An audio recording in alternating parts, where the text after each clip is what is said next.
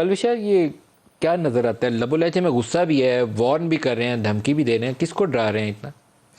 دیکھیں ندیم ملک صاحب، میں تو آپ پہ حیران ہوں کہ آپ کس کو شائستگی کے بھاشن دے رہے ہیں. جس آدمی کو، جو شخص اپنے اندر جس چیز کو چھپائے رکھتا ہے اور جس چیز سے بھرا ہوتا ہے اس کو دوسرے بھی ویسے ہی رکھتے ہیں.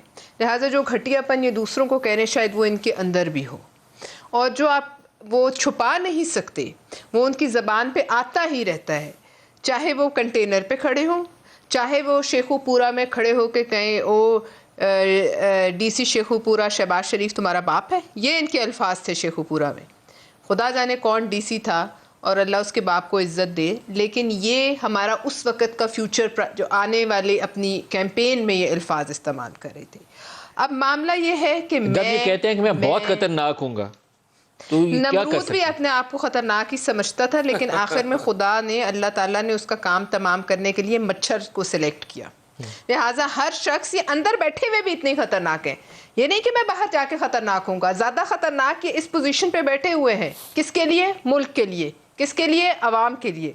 لیکن اصل مسئلہ یہ ہے کہ آج کل جو آپ کو لہجے میں ایک اور قسم کی وہ جو ہے ان کو تلخی ہے، الجھن، تلخی اور ان کی کچھ تناؤ کی کیفیت نظر آ رہی ہے، وہ اس لیے ہے کہ کمک نہیں پہنچ رہی کسی شخص سے. جہاں سے کمک آتی ہے کمک نہیں پہنچ رہی. یہ لفظ جو ہے خاص، مجھے پتا ہے، تو کمک نہیں پہنچ رہی. خاص انسٹیٹیوشن کے لیے یہ لفظ استعمال کیا جاتا ہے. تو آپ میرے خیال میں ایک لفظ سے دو مراد لے رہی ہیں، یا میں یہی کہہ رہی ہوں، آپ یہی کہہ رہی ہیں کہ وہیں سے کمک نہیں آ رہی؟ نہیں پہنچ رہی. اب وہ نہیں پہنچ رہی تو وہ شاید انہوں نے پوچھا بھی ہو، شاید کوئی التجا بھی کی ہو. جب نہیں پوری ہوئی تو پھر انہوں نے دھمکی لگائی ہے کہ میں خطرناک ہوں اور میں باہر نکل کر آپ کو مزہ چکھاؤں گا.